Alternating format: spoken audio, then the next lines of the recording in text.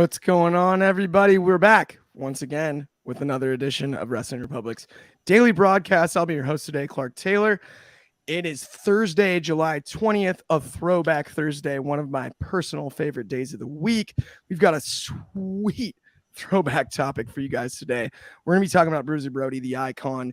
It's an unfortunate anniversary, but man, am I a fan of Bruiser Brody, and I cannot wait to get into that. Before we do that, we're going to break down everything we saw last night at not only Dynamite, but Blood and Guts. So let me introduce my partners in crime today. We've got first, all the way from Philly, head of opinions, Anthony Ricciardi. How are you on this evening in Philly, afternoon here in SoCal? Yeah. It feels like we just did this. The week went quick. We have Blood and Guts to talk about at Dynamite last night, and falling within that same category, it is the 35th anniversary of Bruiser Brody's murder, which we will cover everything when we get to it. Absolutely, it should be a blast. And up next, certainly not least, all the way from Virginia, all the way from the DC area, our good friend Shad. How are you, man? What's good, guys, man? It's been a long week.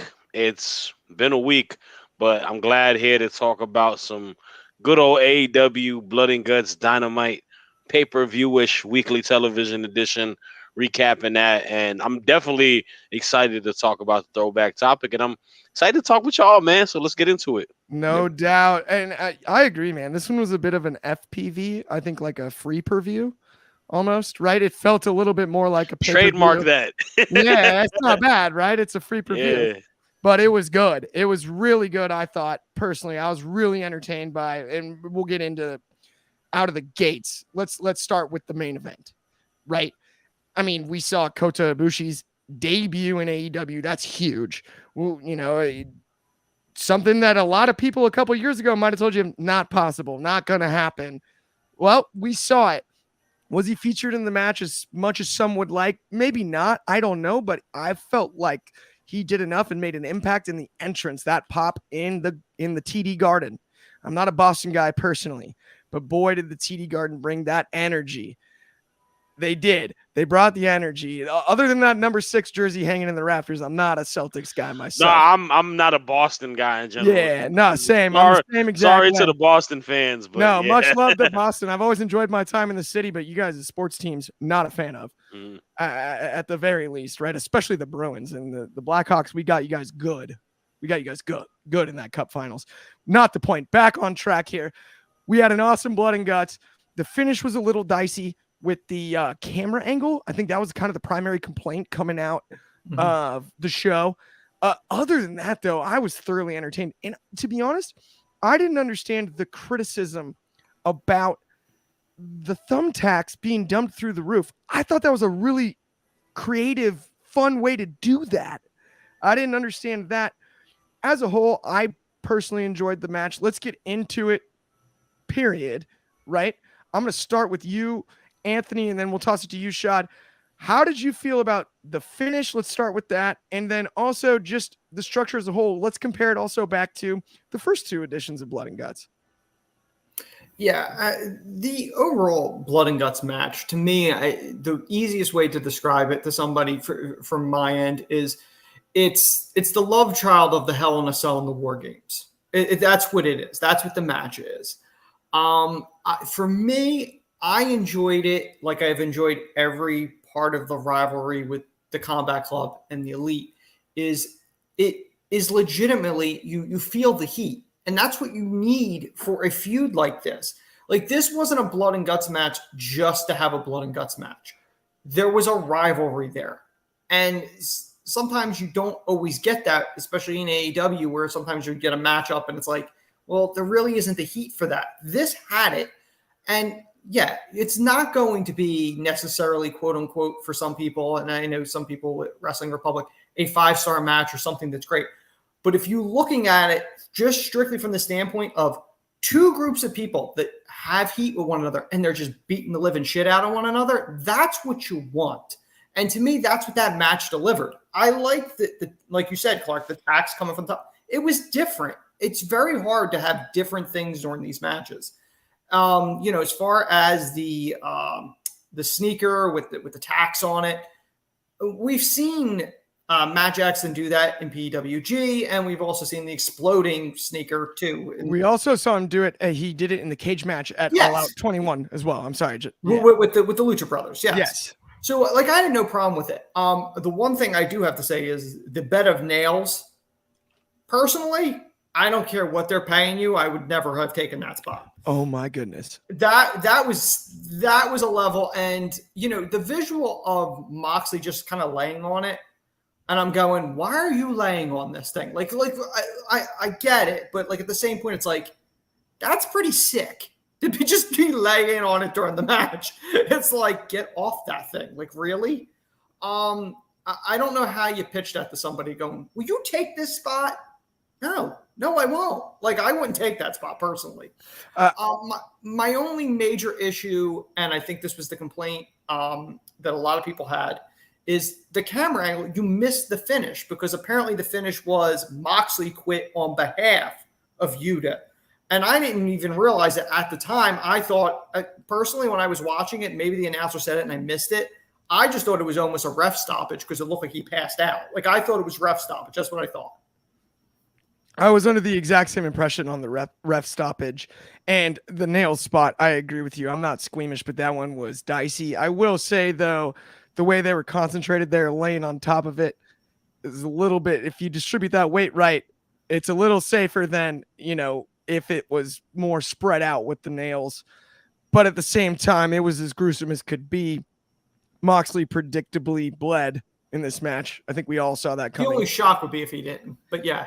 I mean, I thought it might be a good time to not have him bleed, but whatever. Come on, it's blood and guts. He's got to bleed. I made the joke actually on yesterday's show. I was like, no, I actually think he's going to blade his stomach this time. He's not going to bring the blood. He's going to bring the guts to this one. And I you never know.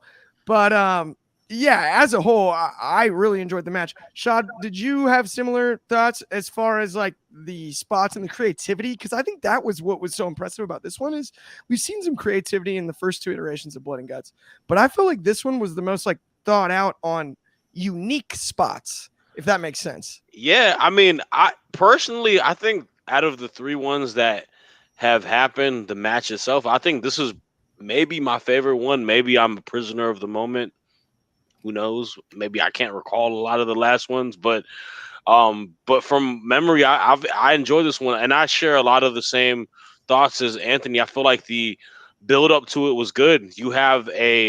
This is what in my mind is supposed to be a blow off match, and we'll wait and see. Obviously, things have to play out after it, but I was very interested going into this. I feel like this Elite and BCC feud has been spectacular. I think all wrestlers in it on both sides of the factions have been doing a great job, and it had me drawn to it, especially with the addition to Ibushi in it. And I would like to see Ibushi a little bit more, like you mentioned, a little bit more within it.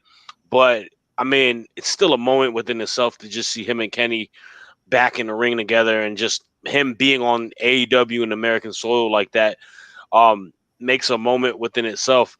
The match, I mean, I'm a sucker for these type of matches, man. I grew up on ECW and stuff like that. I watch these death match wrestlings for fun here and there. I feel like that bed of nails could have been used in that Jericho and Nick Gage match. Yes, more than I feel like it was a little bit more crazy on here. And I mean, it's one of those situations. I love the creativity, man. I love all aspects of professional wrestling, and this is at one aspect of professional wrestling. You have that craziness, and I gotta say it, man. The term MVP, the letter P, it goes to Pac, man. My guy put in work last night. That spot where he went through the table was my favorite spot of the whole match. That spot looked so sick, man. He was putting in work. And the one thing I liked a lot about the match is not more so the ending of it, because I definitely agree the camera angle was weird And if they would have cut more to what Moxley did, it would have made the match probably a damn near 5-star match. At that point, you got to dock points from it that way. But a lot of people were complaining about like, oh, it's a cage match. How can you just leave or whatever? I like how they built it up where, Claudio hit Pac, and then Pac is just like, what the heck, man? Like, what's going on? And then, he's not really a BCC member. And you kind of just see him get fed up, and he's just like, all right, man, forget it. He gets the, I don't even know what the thing is called, but he breaks out of it or whatever. Yeah, he gets the bolt cutter. He breaks out and he leaves, and then that's gonna build up to a opponent that Claudio definitely needed. Maybe it was just on the fly for them to do that, but now we got him versus Claudio on Friday for that title, which is gonna be an absolute banger. But I like it also with Don Callis just being like, oh man, they're short-handed. I got to get my guy out of here. Running there, telling Takeshita, get out of here, because we've been talking about for the last few weeks when we've been over here on Thursday reviewing Wednesday shows is like, well, what's Takeshita? Is he BCC? Is he going to join BCC? I like Don Callis just being like, nope, I got my own thing. I'm about to get Jericho. I got my guy Takeshita. Let's reel him out of here. And I think it, in a way, it makes it look like, BCC to me is like the cream of the crop faction on AEW. I feel like they're an incredible heel faction, but you got so many lovable guys to the fans with Moxley and Claudio and Danielson where, they're just, they got the star power. It's kind of just how like it is on Judgment Day in WWE. Obviously, I think BCC got a more strong base of like wrestlers on it, but it's like you're just a fan of them, and you still kind of keep them strong because they didn't lose in defeat. They lost in defeat in a way where they were kind of short-handed at the end of the day. Right. So I feel like it still keeps them a bit strong in it, but I like that the camera cut, like y'all said at the end, it could have hit a lot more different. But overall match, chef's kiss. I loved it. Well, and to your point, one of the things that I really loved about this one, Pac, I believe, is one of the top 5 wrestlers in the world. Sure. I mean, just a freak talent, for lack of a better way to put it. Right, just an absolute, like, he does magic stuff every now and again, where you're just like, what? That wasn't in a video game. That was actually on TV. Okay. Right? Like he borderline looks animated sometimes when he hits the sky, right? You know what I mean? Like when the Black Arrow, like I don't know if there's a better off the top rope finishing move that I've ever seen, honestly. I don't even know how he does it. Like you watch him do it and you still go, I don't know how he does it. The most impressive part about it in my eyes is it looks the same every time. I know. There's people that have attempted moves that require like the amount of twisting, maybe, right? A 450 or a 630. Somehow Pac makes it look exactly the freaking same every time he delivers. He makes it look easy. Does he have like a history as like a swimming diver? Yeah, like I can't figure that out. It is crazy. Wild. Yeah, it's like, I mean, the guy Gravity forgot is no joke. Yeah, really, honestly. It's kind of fun. I don't know. No. The other thing I was going to add though is it's hilarious. This match was awesome. We talked about the bed of nails. We talked about the thumbtacks.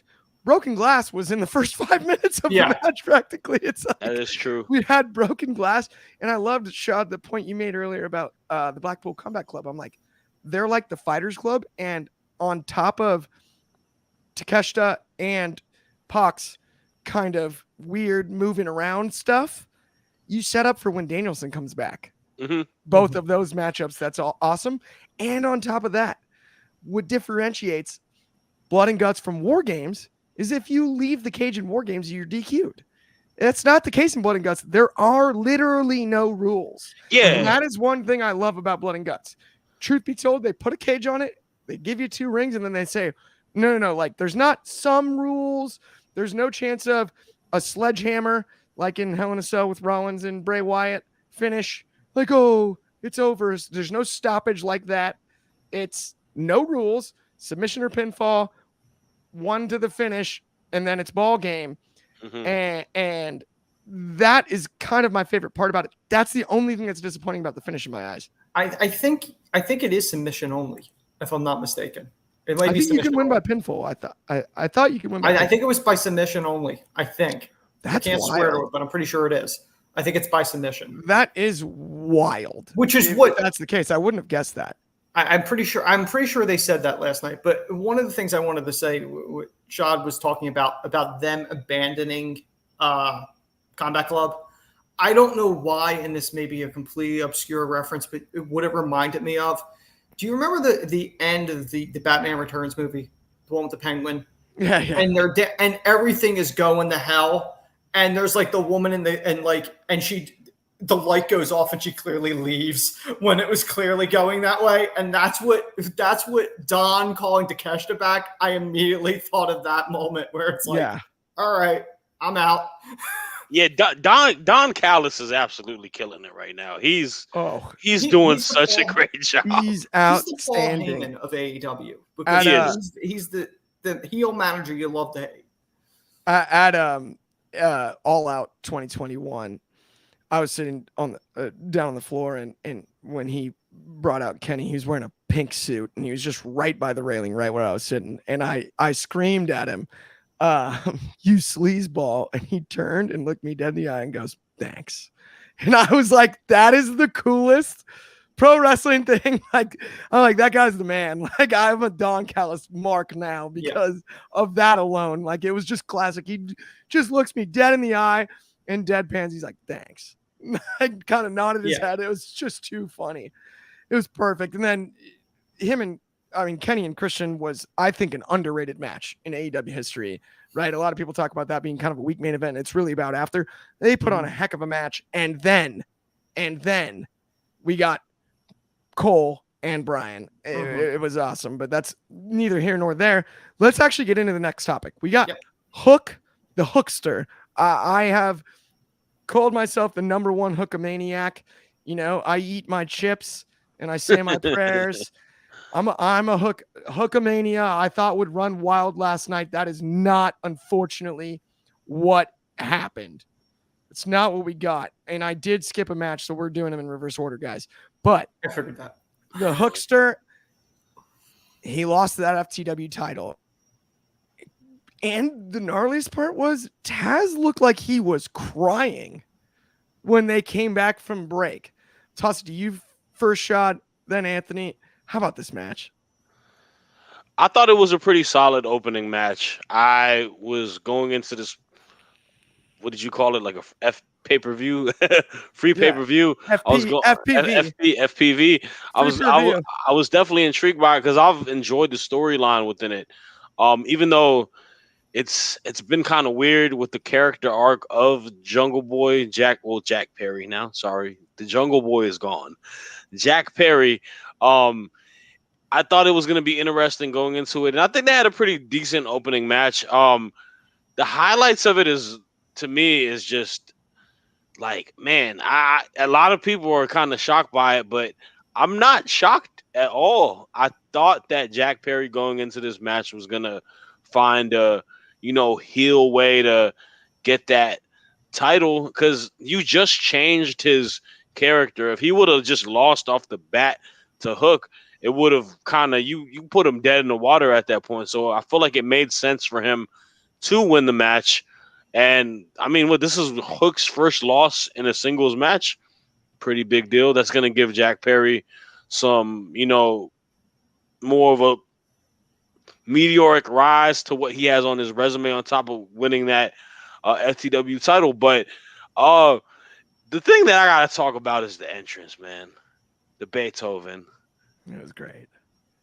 Was it? It felt so. Look, man, I'll be real with you. I like the opening vignette with the little like him kind of what is he like burying his like old self or whatever. I thought that was kind of cool. I dug that for sure. He walked out. They played the initial the Baltimore song or whatever. Then it switched to Beethoven. I was just like, all right, they're gonna probably do like a loop or something to it, right? This is gonna change. It played through the entire time. In the back of my mind, I was just like, this is really, really like weird and odd. Like I didn't understand it too much, but it's cool for the most part. I can't hate on a classical song like that. But overall, yeah, I mean the match was pretty solid. I think they kind of had a good opening match for the night. And Taz, give a good pep talk to your son, man, because Jericho was giving you some flack on it going into the when he was on the announcing table. We'll talk about that later, obviously. But he definitely, I think Taz definitely kind of elevated the loss a little bit more to making it more of a big deal, because he did definitely sound like a concerned parent. So Taz legitimately, I thought, made the match better than what even it was in the ring. It's funny. I hear where you're coming from on the whole Beethoven thing. At the same time, though, it's so, if he's really leaning into this, I'm Jack Perry and I'm a heel. It's so Rich Kid. It's Beethoven snobby-ish. It's so snobby that I do think it's one of those things that we'll get used to after a few weeks. We're so used to, waving. I went to Kansas, right? You better turn him to Hunter Hearst. Like what Triple H's old. Yeah, the old Connecticut blue blood. Yeah. Like, don't get me wrong. I'm from Kansas. We waved the wheat after we beat anybody in basketball, and so I enjoyed Baltimore myself. Right? It's basically the same thing. It's like a Kansas win. I knew that we were gonna get rid of that song because the jungle is out of here or whatever, But it's just like the Beethoven thing. I don't know if that is gonna be his theme song going forward. It was very random to me, and I guess maybe I don't appreciate classical music like that. I hear you, no doubt. And right before I toss it to you, Anthony, we got a few comments here in the comment section. This is my mom reacting to, shout out my mom, to the Bed of Nails spot. We got Matt Williams with both are so small in person, which is probably true. You're talking about Hook and Jungle Boy. They're not huge wrestlers, but I mean, they're probably like average size. Yeah, they're normal sized people as far as I know. AEW needs to hire Jim Johnston like yesterday. LOL. Matt, I normally agree with you. I'm gonna strongly disagree with this one. I love the fact that Tony Khan goes out and pays out of pocket for original music and does it consistently, like mainstream type songs. I love that Moxley has Wild Thing. I love that we're using Jane on Orange Cassidy. And even before, I loved the previous Cassidy song. Like the fact that shout outs to Mikey Ruckies. I don't think he's bad at even the songs that are more like in house. I think they're pretty solid. Like they're good. Although I do I know Swerve does his own music, but I feel like he needs to have "Ain't Nobody." I want his old. That would be fun. Although I do love the new song. I think it's solid. Like I like his music. It's his music, but. It'll be amazing if he had that just for one night, man. Come on, get it. Oh, dude, yeah, they have to. He can't do it as a heel though. It wouldn't fit. Well, no, it's babyface turn when that happens. Anthony, though, let's get back on. Shout out to Shaka Khan.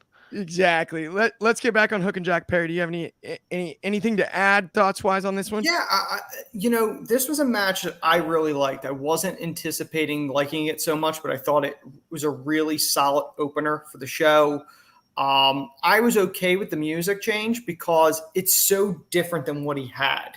Being a heel, the crowd's not. He had no entrance video. It was all dark. It was playing the music. And it was done to piss off the crowd, which I think was a smart play. Jack's changed his look, the heel character. I thought it was probably one of Hook's best showings.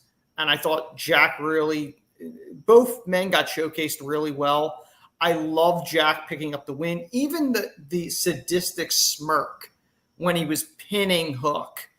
And the only thing I would have done different is I would have had, before they cut the Marvez with that stupid little segment that they did, I would have had Jack, as he was going up the ramp, taunting Taz, holding the belt. And Taz selling it as he's angry, because it's not just a belt for the Hook Taz family. It's almost like the family crest. Like he's stolen a family heirloom, essentially, you could say. Like, I would have played that up a little bit more. I know Taz he was annoyed on commentary thing, but I think the visual of him taunting Taz as he's walking up the ramp, I thought I would have gotten more out of that than the Marvez. Let's see Jericho and Don having lunch and getting thrown. We didn't need that, personally. Definitely. You know, it's funny. I was listening to Busted Open this morning, and I believe it was Tommy Dreamer. He had an awesome idea. He was like, "What if Jungle Boy's or Jack Perry's ultimate heel move is he goes and gets the FTW title sanctioned now? He like goes to the board at AEW and makes it a real title all of a sudden, so he's the inaugural champion." I mean, that would be hysterical. If they go that route, I'm like, that's one of the best ideas I've heard in a long time. I kind of like that idea. I do too. I was driving down to San Diego to go hit golf balls of all things this morning, and was like, that's hilarious. I was laughing out loud over here. Shout out to Tommy Dreamer for that idea. I like that one. Well, one of the other things you and I talked about on this, Clark, I think it was a 2-man show when we did it. I said, the next time we're in New York, he has to destroy the belt. Like he has to. That's not a bad idea either. Yeah, for sure. With that though, let's move on to our final subject before we get to throwback, which is we flipped them because I actually think this is the main event of the evening when it comes to last night. Even though it wasn't necessarily slotted there, we had in my eyes, most entertaining act currently in professional wrestling: Maxwell Jacob Friedman and Adam Cole with a vignette followed by a match with what's left of the Jericho Appreciation Society. Max and Adam Cole are so funny. Come on, man. The Rick Steiner runaround, the dancing, the entrance, the double clothesline. It gets me, all of it. It's too dang good. Anthony, I'm going to toss it to you first. How did you feel about the whole thing, including both the pre-match vignette and the match itself? I really love the vignette. I think the pairing of the two of them has been very entertaining. Max throwing his little digs about, oh no, it's the pores. I have a problem with it. I fear the pores. I thought that was great. I thought that was phenomenal. I thought the match itself was all right. I thought, the little moments like the tope jumping out, I thought was great. I thought, what was it? The dance thing I didn't like. It was too overdone. It took it out a little bit, but the joint entrance I thought was great. The mashup of the music. I thought one of the best things though was the end after the match was the Adam holding and staring at the belt and MJF catching that and getting very pissed and them playing that up. I thought that was nicely done personally. No doubt. I think it's one of those things where the match was kind of less relevant than the story, right? Like if that makes any sense. And that's no knock on Guevara and Daniel Garcia. I think they're both awesome talents. Personally, but like it's really about the vignette. It's really about, the double clothesline got me so good. I just was tickled by that. It's just so dang funny because it's so basic, but then they like hold hands. It gets me. It's like the people's elbow in my eyes. That's the way. That's what I would equate it to. It's like people's elbow. It's not like the most impactful move ever, but the theatrics of it and the whole thing is what makes it so funny. Sean, I'm gonna toss it to you. How did you feel about the match? And what did you think about the double clothesline? I did like everything with them. Like, oh, we gotta do a double clothesline, like the vignette, and then just kind of like leading into it, and eventually we knew it was gonna happen. But I always thought it was, that kind of build as a fan where that's gonna be it, and you're just kind of on the edge of your seat and you're waiting for it, and it finally happens.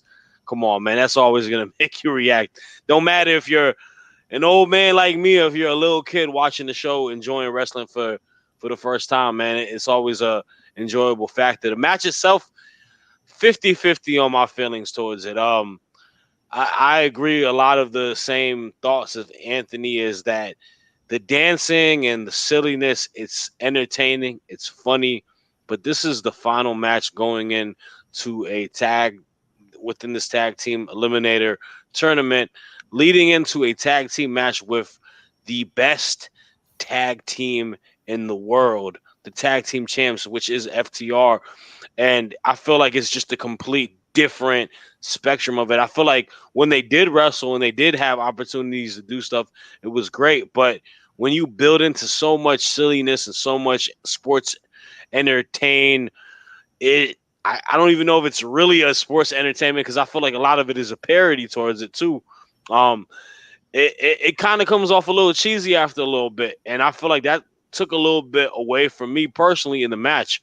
I do love the storyline, though. I feel like we are progressing the storyline within itself. The vignette that led to it, gold, man. MJF is a very entertaining guy. Adam Cole is very entertaining as well.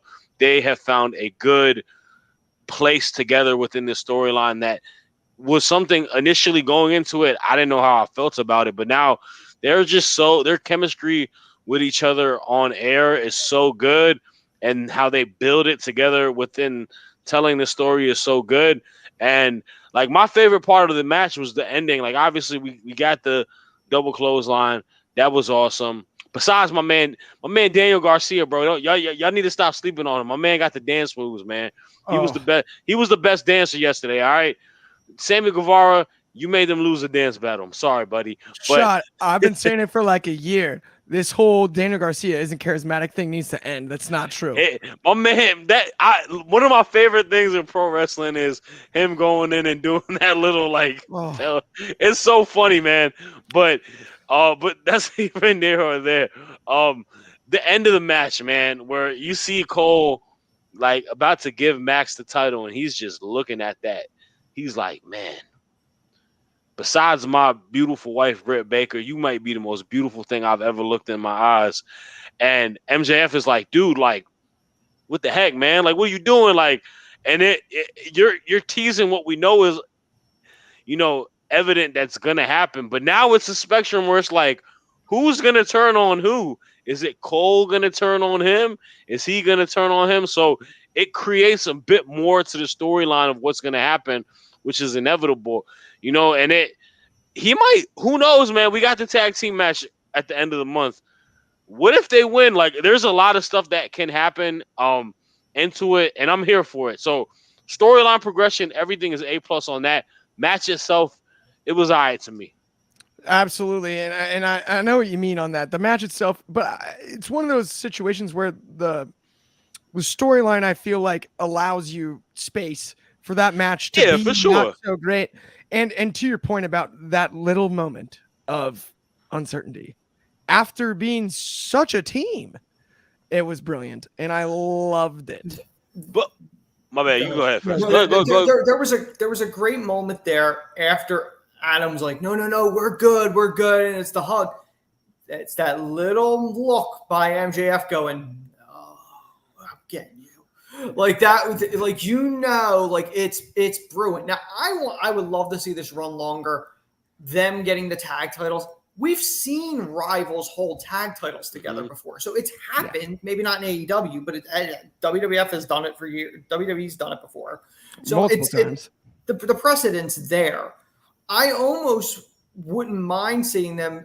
They get to a point where they're reluctant again to be a team, because neither one of them will allow their ego to lose the titles. So they hate each other, but their title reigns longer.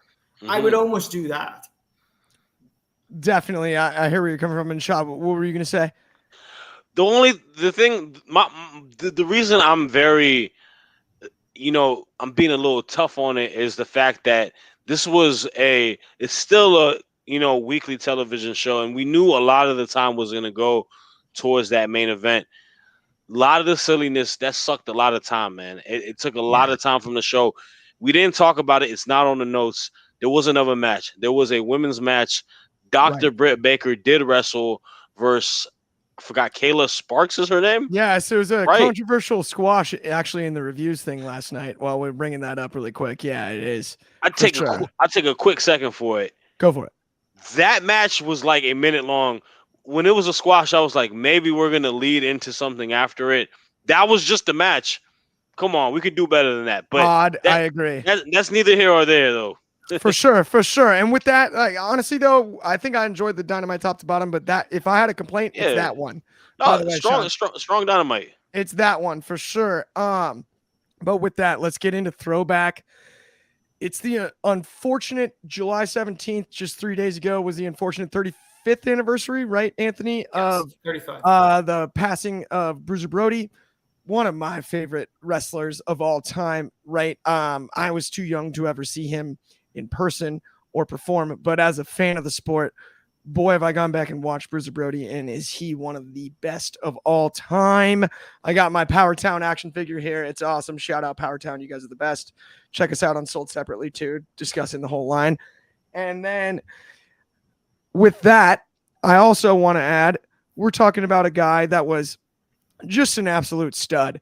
Sold out arenas across the globe during the territory days. Played football at a high level collegiately at West Texas A&M. Tag teamed with Stan Hansen and I guess what would have been All Japan at the time, correct? Mm-hmm. Yep. One of those iconic tag teams ever, and two of the stiffest, nastiest lariats in the history of this game that we all love to talk about. I'm going to go to you first, Anthony. Give us just your favorite memories and thoughts on Bruiser. I mean, that's the thing. Just like you, Clark, I was too young to see Brody actually wrestle the historical stuff. I mean, Brody was one of those performers that, his legacy is so deep and it's inspired other people. The late, great Brody Lee was inspired by him. Brody King in AEW, and I'm sure like Braun and Strowman and some other people probably were too. You look at the history, and a lot of it, I almost think he was like Andre in the sense where, territories would bring him in as a showcase guy, and he would put on a hell of a performance, whether it was against Abdullah the Butcher or any number of people. It's tragic that a lot of it he's remembered for the tragedy, the murder, that, the fact everyone knows, or at least feels that they know who did it. I mean, Jose Invader 1 stabbed Brody in the shower. He claimed self-defense. Invader has never gone to jail or prison or whatever. And one of the sad things is there was a trial, but all the witnesses, the ones that were living in the States, whether it was Dutch Mantel or some other wrestlers that were there at the time, they didn't get subpoenas for it until after the trial was already done and he was exonerated or given, declared self-defense. But recently, Tony Atlas and Dutch Mantel have both done interviews about the incident. And some of the things that was talked about with Dutch, and if you don't mind me going into it, Dutch talked about a lot of the history with Brody and Jose goes beyond that night. Years and years prior, when Vince Sr. and his partners still owned the WWE, which at that time, they were looking to replace Pedro Morales as their next Latino star. And apparently Jose was very good friends with Gorilla Monsoon. Gorilla got him an audition at Madison Square Garden.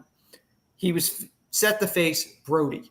And apparently Brody beat the shit out of him to the point where they went, yeah, he can't be the next Jose. He can't be the next Pedro. So there was bitterness there. At the time of the murder, Brody was in negotiations to buy a share of the company.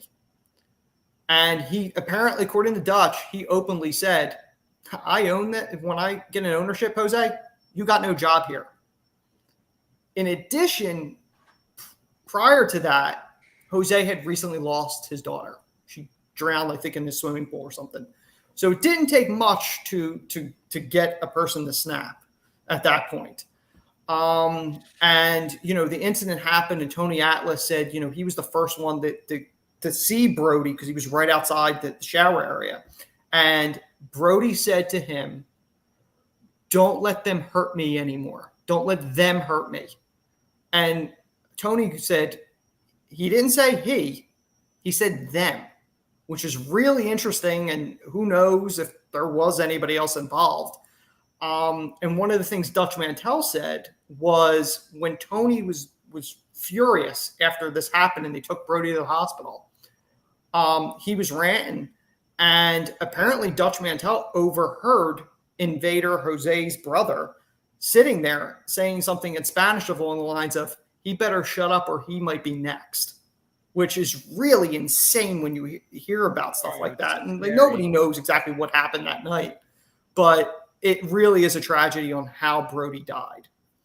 Absolutely. It's a complete tragedy. And while we're honoring Brody, though, I'm going to tell a fun story about Bruiser, right? Because it is. And I thank you so much for the insight, Anthony, honestly, in the history there. Like, really appreciate it. But let's tell a fun one. I'm from Chicago myself. Lex Luger always built out of Chicago. Famously, early in his career, you know, he came from bodybuilding. He faced Bruiser Brody in a steel cage match. And the story goes that Bruiser wasn't having it. He didn't want any part of it, and he was being a little stubborn. And only the way a guy Bruiser's size and of his particular set of skills may be capable of you know, doing to a person the size and strength of Lex Luger. The net of it is Bruiser Brody scared the crap out of Lex Luger. It was a cage match, and he worked pretty snug, and he clubbed him, and he hit him in the face a few times, and Lex ran like as in the words of the great Jim Ross, like a scalded dog out of that cage as fast as he could, climbed out non-finish. It was a full-blown shoot, and nobody messed with Bruiser Brody. And that's what, we've talked about the tragedy, but that's what we got to remember, the strength that Bruiser Brody actually possessed, not just physical strength, but who he was, right? He was a strong father and husband. His wife has spoken about how he was the most gentle man at home and everything on the dark side of the ring, Doc. This was a guy that, was absolutely an ace at his profession in every sense of the word. He was unbelievable. His series of matches with Abdullah the Butcher, his series of matches in All Japan with tagging with Stan Hansen. The guy was a world-class athlete and as smart as anybody ever to work in this business. He laid the groundwork for big men we see today, without question. Shad, with that, I'm going to toss it to you. Your thoughts on Bruiser Brody before we go home on today's show. Yeah, no, for sure. I mean, like, I definitely, first and foremost, man, shout outs to Anthony just dropping a lot of knowledge on that. Like, that's great to just, get more intel as a fan and, like, for the people watching and whatnot. So, salute to you, bro. But, I mean, he's definitely one of those, like, innovating type of styles as, like, a big, like, bigger, taller, like, competitor of what he can do in the ring. And like y'all said, like, man, there's a lot of people that looked up to what he did. And with Brody Lee, rest in peace to Brody Lee as well, and Brody King, like, using their names to pay homage to being bigger wrestlers and kind of looking up to him. It shows you that he definitely had a big mark on this pro wrestling landscape to people. And like, I remember watching that episode of The Dark Side of the Ring, not having like the most high set of, knowledge about him, but, hearing from him, like, cause I have an older brother who's from the era of watching that as a kid, and whatnot, who's older than me. Just kind of seeing his story and just kind of being amazed, and obviously the tragedy of his death, just kind of being shocked and seeing how, crazy stuff was back then, man. Like, it was a wild time, man. But definitely it's also, like you said, the positives, man. The imprint he left as a competitor, as a wrestler, what he did as what you do as a man in this world, how you are to your family and your wife and stuff like that. It sucks to see you taken away from this world at such an earlier age. He was in his like mid 40s almost. I think no, 30s, late 30s. He was in his 30s, if I'm not mistaken. Late 30. Okay, yeah. Talk about an impact, right? In such a short time. Yeah, man. That's nowadays. That's the prime of your career. You see guys. Oh no, he was 42. 42. There you go. I mean, still to this day, these guys are in their prime, in their early 40s, late 30s. But I mean, yeah, man. I definitely one of one, man. So. No doubt. And I mean, you can see it with his moveset. It's people take from Bruiser to this day. With that, though, guys, we're at the end of the show here. It's been awesome. Throwback Thursday. What's more fun than that? Shout out, not even shout out. That's ridiculous. Look, honor Bruiser Brody. He's the man and is still the man. And we love to look back at a career that cool and a guy that cool. And let's the tragedy is horrible, but it's one of those situations where he's more than just a tragedy. Man, did he make an impact on this world and not just pro wrestling, no doubt. But with that, if you guys haven't liked and subscribed, please do. That really does help us out a ton. If you're on Spotify, if you can 5-star review us, that'd be awesome. I don't know if you 5-star your Uber drivers, but get us if you can. We'll be back tomorrow, not at the same time. We'll be back at noon Pacific, 8 in the UK, which is 3 o'clock Eastern time and 9 a.m. Hawaiian. We'll talk to you guys soon. Thank you so much.